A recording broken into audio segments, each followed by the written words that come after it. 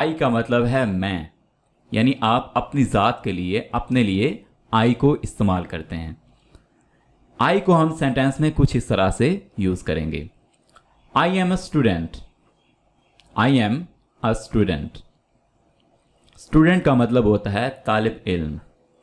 आपने याद रखना है कि आई के साथ हमेशा एम को यूज़ करेंगे जब आप अपने बारे में बता रहे हों। जैसे हमारे पास ये सेंटेंस है, आई एम अ स्टूडेंट, तो हम अपने बारे में बता रहे हैं तो आई के साथ एम को यूज़ करेंगे। आई एम स्टूडेंट का मतलब है मैं एक तालिब इल्म हूँ। नेक्स्ट मूव करते हैं। वी, इसको वी भी बोला जाता है और वुई भी बोला जाता है। वी का मतलब है हम मतलब एक से ज़्यादा लोग, दो भी हो सकते हैं, चार भी हो सकते हैं, छः भी हो सकते हैं, तो एक से ज़्यादा लोग। We are studying, we are studying, हम पढ़ रहे हैं। स्टडिंग का मतलब होता है पढ़ रहे हैं, यानी काम कंटिन्यू है। Next word is you. You का मतलब है तुम, यानी आपके सामने जो बंदा मौजूद है उसके लिए आप इस्तेमाल करेंगे यू। यू तुम, या इसका मतलब आप भी है, आप या तुम।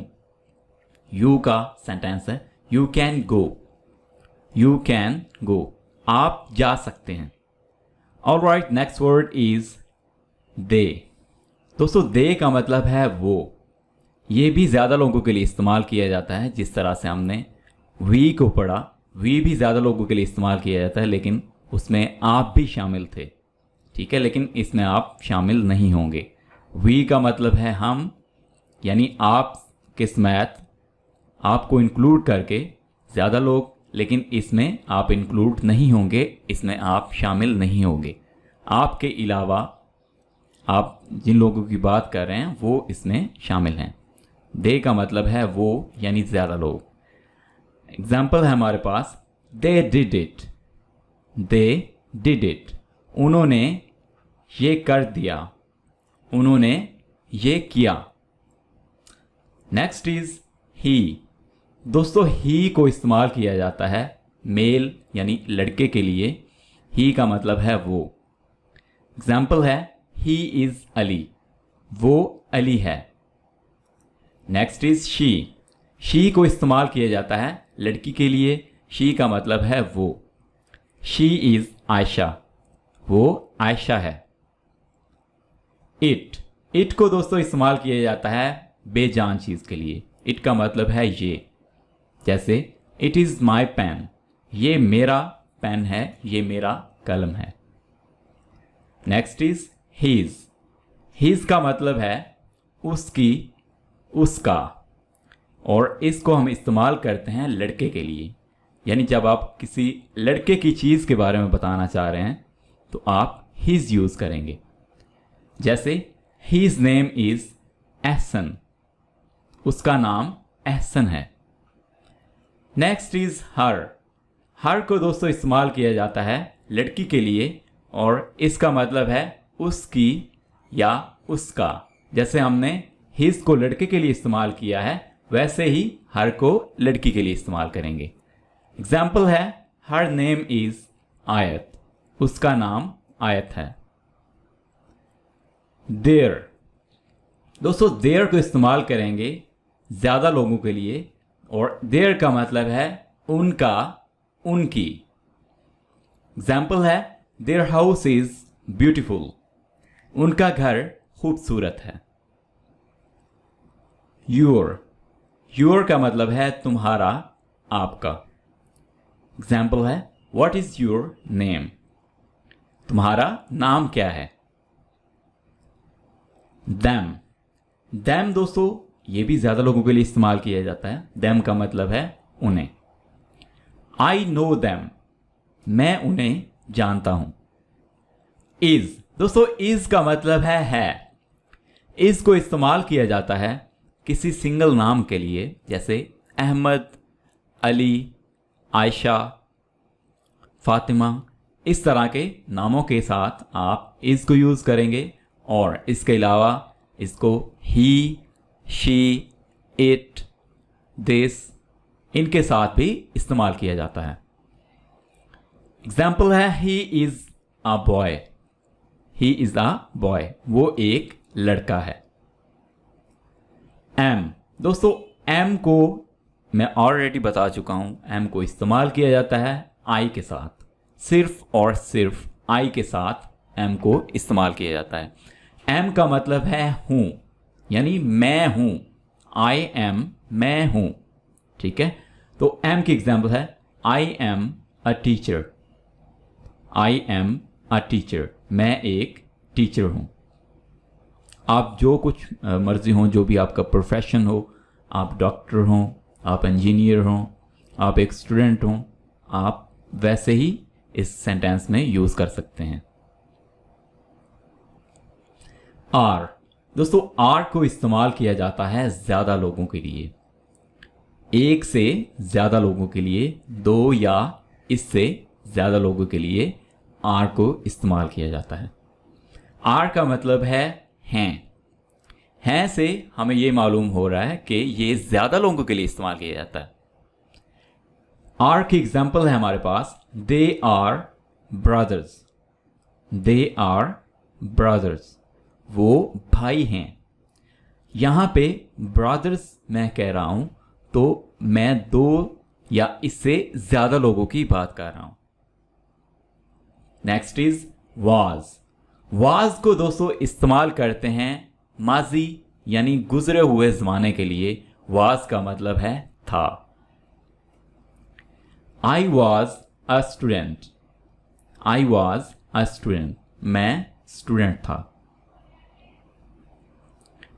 वर, जिस तरह से वाज को पास्ट के लिए, माजी के लिए इस्तेमाल करते हैं, उसी तरह से वर को भी माजी के लिए इस्तेमाल करते हैं, लेकिन थोड़ा सा डिफरेंस है कि वर को हम इस्तेमाल करते हैं एक से ज़्यादा लोगों के लिए। वाज को एक बंदे के लिए, एक चीज़ के लिए इस्तेमाल करते हैं। वर को एक से ज़्यादा चीज़ों के लिए इस्तेमाल करते हैं, एक से ज़्यादा लोगों के लिए इस्तेमाल करते हैं। वर का मतलब है थे। दे वर स्टूडेंट, दे वर स्टूडेंट, वो स्टूडेंट थे। ऑलराइट दोस्तों, next word is has. Has को बेसिकली इस्तेमाल किया जाता है मलकियत के लिए, यानी अपनी चीज़ों के बारे में बताने के लिए कि मेरे पास ये चीज़ मौजूद है, ये चीज़ मेरी मलकियत में मौजूद है। आप अपनी चीज़ के बारे में बताना चाह रहे हैं या कोई और शख्स अपनी चीज़ के बारे में बताना चाह रहा है, तो आप 3 वर्ड्स यूज़ करेंगे जिसमें एक हैज़ शामिल है। हैज़ को दोस्तों इस्तेमाल किया जाता है किसी सिंगल नेम के लिए, चाहे वो किसी लड़के का हो या लड़की का हो। इसके अलावा इसे ही, शी, इट, इनके साथ भी इस्तेमाल किया जाता है। हैज़ का मतलब है रखता है या उसके पास ये चीज़ मौजूद है। हैज़ की एग्जाम्पल देख लेते हैं। He has a beautiful house, उसके पास एक खूबसूरत घर है। मलकियत के लिए नेक्स्ट वर्ड जो यूज़ किया जाता है वो है हैव। हैव, हैव का मतलब है रखता है और इसको भी मलकियत के लिए ही इस्तेमाल किया जाता है। हैव को हम इस्तेमाल करते हैं आई के साथ, वी के साथ, दे के साथ, या अगर एक से ज़्यादा लोग हों, जैसे 2 लड़कियों के नाम हों, 2 लड़कों के नाम हों, उनके साथ भी हैव को यूज़ किया जाता है। They have a beautiful house, उनके पास एक खूबसूरत घर है। Alright, next word is had. दोस्तों हैड को भी मलकियत के लिए यूज़ किया जाता है, लेकिन इसको हम तब यूज़ करेंगे जब हम ये कहना चाहें कि गुजरे हुए ज़माने में मेरे पास ये चीज़ मौजूद थी। अब चूंकि मेरे पास नहीं है तो इस कंडीशन में आके हम हैड को यूज़ करेंगे। आपने याद रखना है कि हैज़ और हैव को आपकी जो मौजूदा मलकियत हो, जो आपकी हाल में आपके पास चीज़ मौजूद हो, उसके लिए इस्तेमाल करेंगे, और जो चीज़ आपके पास मौजूद नहीं है लेकिन गुजरे हुए ज़माने में, पास्ट में आपके पास थी, उसके लिए आप हैड का यूज़ करेंगे।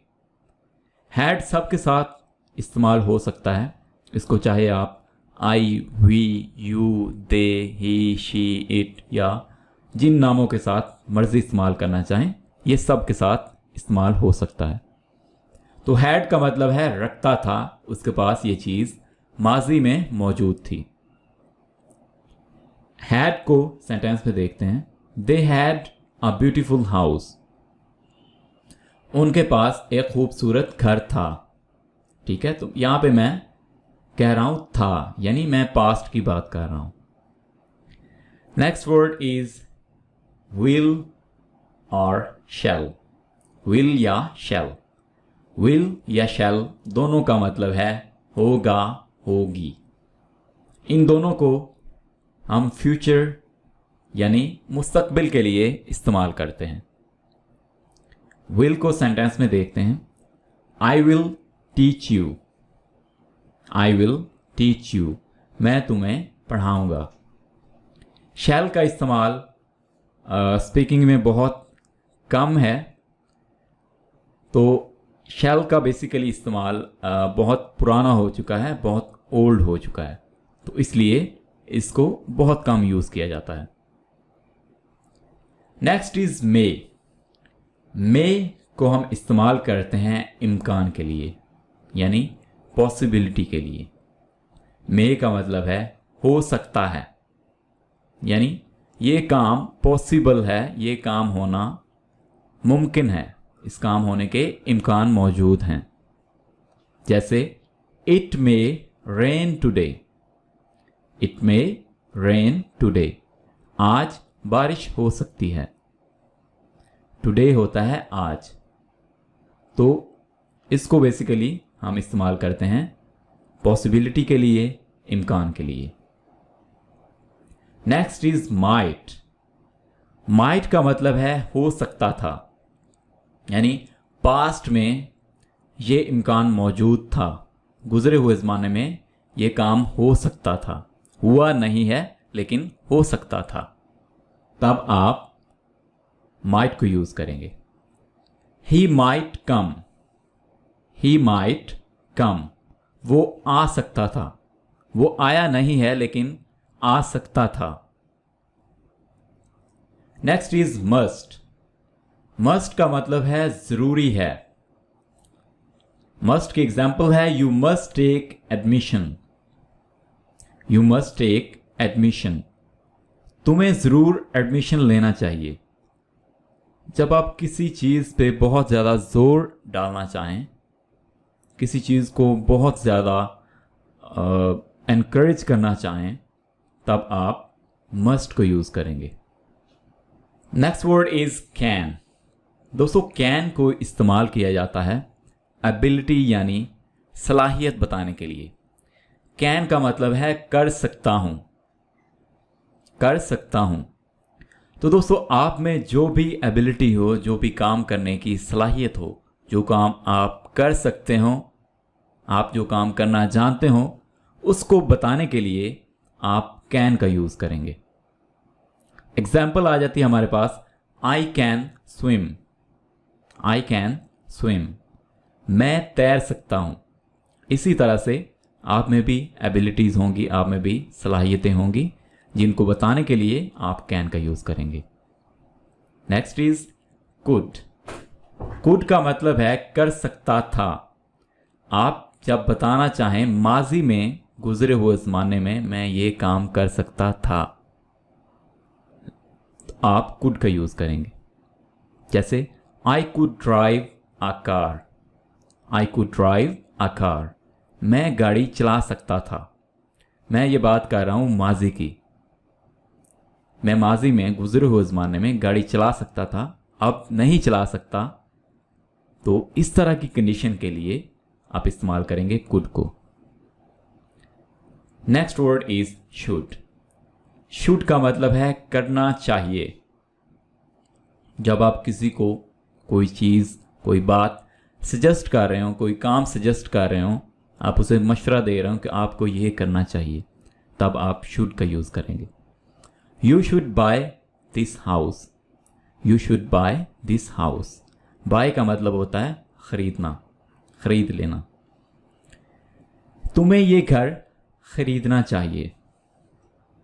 ठीक है, यहाँ पे एक सजेशन दी जा रही है, एक सजेशन यानी एक मशवरा दिया जा रहा है कि आपको ये काम करना चाहिए। Next word is this. This को इस्तेमाल किया जाता है किसी जानदार और बेजान चीज़ के लिए, दोनों के लिए दिस को यूज़ किया जाता है। दिस का मतलब है ये। दिस इज़ माई पेन, ये मेरा पेन है, ये मेरा कलम है। दैट, दोस्तों दैट को इस्तेमाल किया जाता है दूर के लिए। दूर की चीज़ के बारे में जब आप बताना चाहें तो आप दैट को यूज़ करेंगे। दैट का मतलब है वो, यानी वो एक चीज़। ठीक है, एक चीज़ के लिए दैट का यूज़ करेंगे और ये चीज़ दूर की होनी चाहिए। That is my bag, that is my bag, वो मेरा बैग है। दीज, दोस्तों दीज ज़्यादा चीज़ों के लिए इस्तेमाल किया जाता है। दीज का मतलब है ये, यानी एक से ज़्यादा चीज़ें। दीज आर माई बुक्स, ये मेरी किताबें हैं।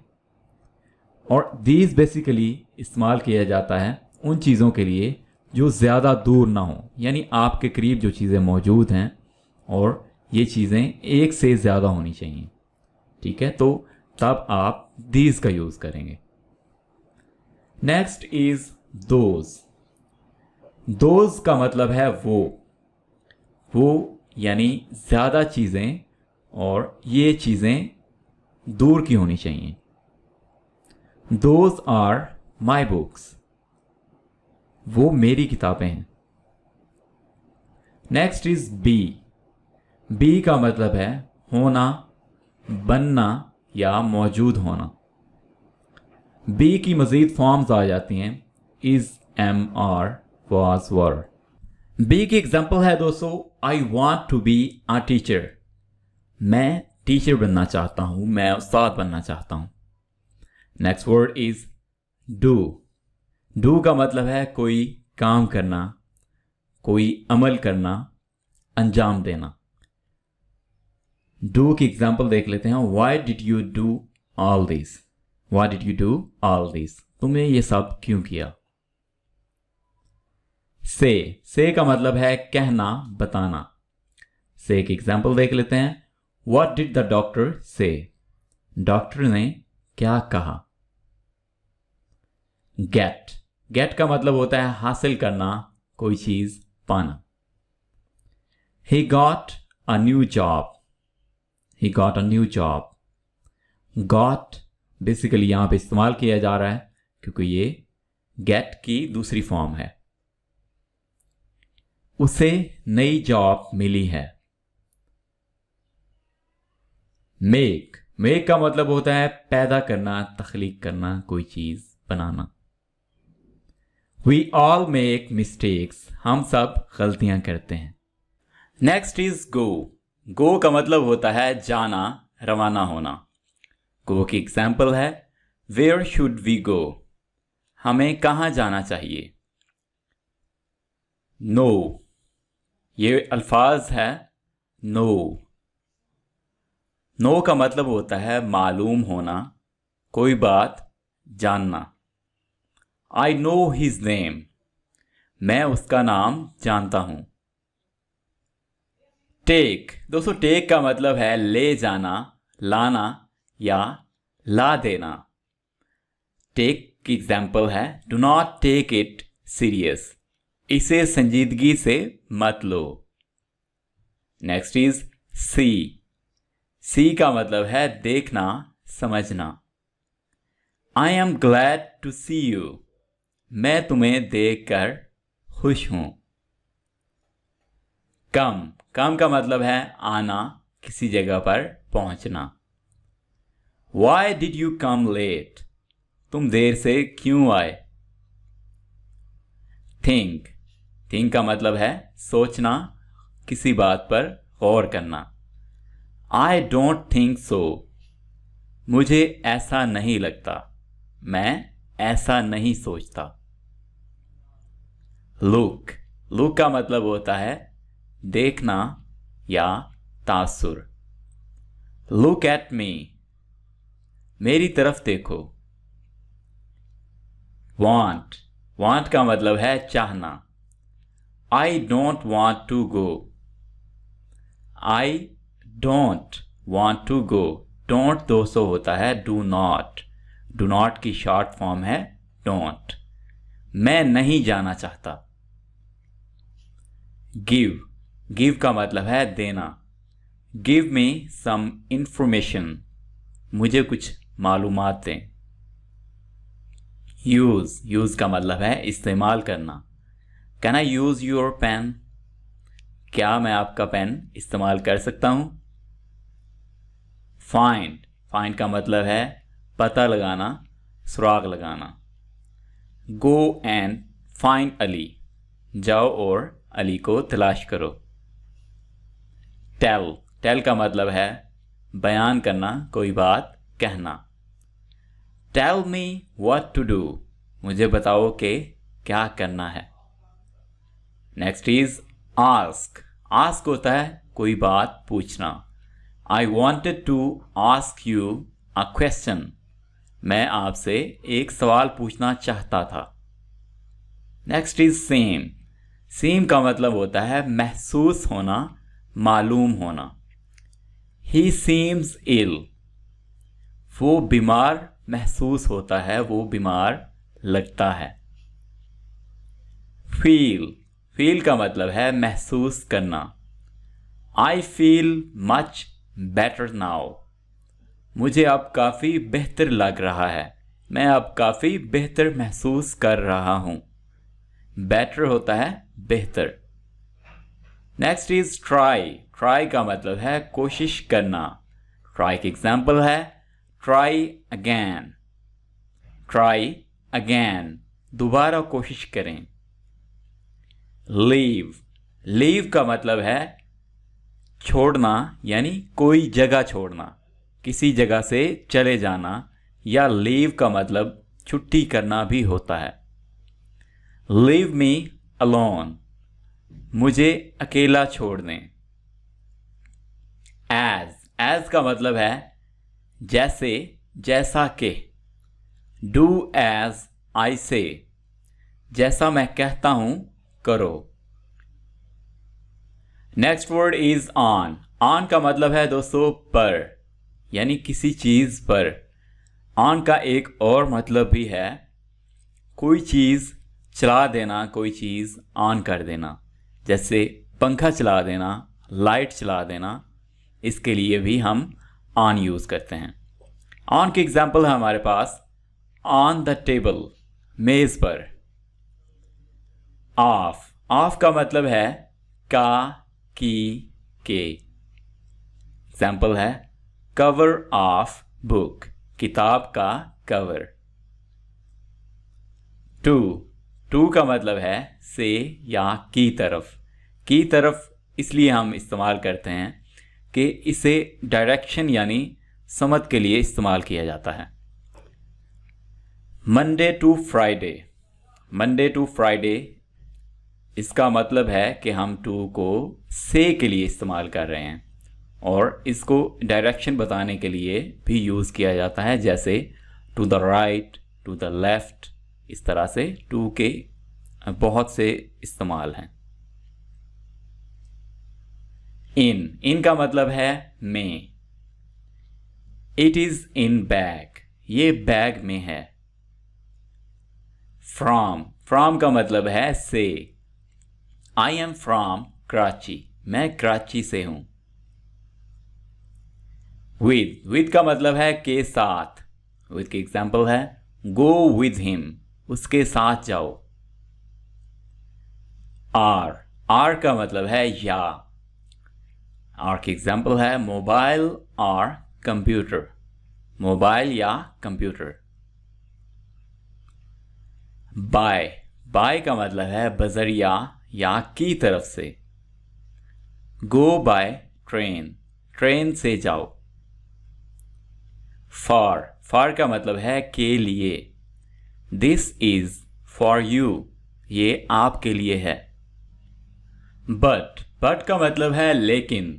बट की एग्जाम्पल है हमारे पास बट वी विल स्टडी, लेकिन हम स्टडी करेंगे, हम मुताला करेंगे। व्हाट, दोस्तों व्हाट को इस्तेमाल किया जाता है सवाल पूछने के लिए। व्हाट का मतलब है क्या। व्हाट की एग्जाम्पल है व्हाट इज योर प्रॉब्लम, तुम्हारा मसला क्या है। वाई, वाई को भी दोस्तों क्वेश्चन पूछने के लिए इस्तेमाल किया जाता है और इसमें रीजन पूछी जाती है, कोई काम की वजह पूछी जाती है। वाई का मतलब है क्यों, को इसमें बेसिकली हम रीजन पूछ रहे हैं। वाई की एग्जाम्पल है वाई डिड यू गो, आप क्यों गए थे। वेयर, वेयर को हम इस्तेमाल करते हैं कोई जगह का नाम पूछने के लिए, जगह के बारे में पूछने के लिए। वेयर का मतलब है कहाँ। वेयर डू यू लिव, आप कहाँ रहते हैं। विच, विच का मतलब है कौन सा, कौन सी। विच इज योर बैग, आपका बैग कौन सा है। व्हेन, व्हेन का मतलब है कब, जब, और व्हेन को इस्तेमाल किया जाता है वक्त पूछने के लिए, टाइम पूछने के लिए। व्हेन विल यू कम, तुम कब आओगे। हाउ, हाउ का मतलब है कैसे। हाउ आर यू, आप कैसे हैं। हुज, हुज का मतलब है किसका, किसकी। हुज मोबाइल इज दिस, ये किसका मोबाइल है। हु को दोस्तों इस्तेमाल करते हैं मलकियत पूछने के लिए, यानी ये किस से बिलोंग करती है, ये किसकी चीज है। नेक्स्ट इज होम, होम का मतलब है किसको, किस से। Whom do you want to meet, आप किससे मिलना चाहते हैं। टिल, टिल का मतलब है तब तक। टिल मंडे, मंडे तक, पीर तक। ओनली, ओनली का मतलब है सिर्फ। ओनली ही कैन डू, सिर्फ वो कर सकता है। ऑलवेज, ऑलवेज का मतलब है हमेशा। ही ऑलवेज स्टडीज, वो हमेशा पढ़ता है। नेवर, नेवर का मतलब है कभी नहीं। नेवर लाई, कभी झूठ ना बोलो। बिफोर, बिफोर का मतलब है पहले। हैव वी मेट बिफोर, क्या हम पहले मिल चुके हैं। चेंज, चेंज का मतलब है तब्दील करना। I have changed my mind, मैंने अपना जहन तब्दील कर लिया है। वन सेल्फ, वन सेल्फ का मतलब है खुद का, अपना आप। It is not good to think only of oneself, सिर्फ अपने बारे में सोचना अच्छा नहीं है। माई सेल्फ, दोस्तों माई सेल्फ को हम अपने लिए इस्तेमाल करते हैं और इसका मतलब होता है मैं बकल्लम खुद। ठीक है, माई सेल्फ की एग्जाम्पल है आई गो माई सेल्फ। आइल बेसिकली होता है आई विल, इसको शॉर्ट करके आइल बना दिया गया है ताकि हम इसको फ्लुएंटली, इसको तेजी से पढ़ सकें। आई गो माई सेल्फ, मैं खुद जाऊंगा। योर सेल्फ, योर सेल्फ का मतलब है तुम खुद। हेल्प योर सेल्फ, अपनी मदद आप। हिमसेल्फ, हिमसेल्फ का मतलब है वो खुद, यानी ये इस्तेमाल किया जाता है किसी लड़के के लिए। ही किल्ड हिमसेल्फ, उसने खुद को मार दिया।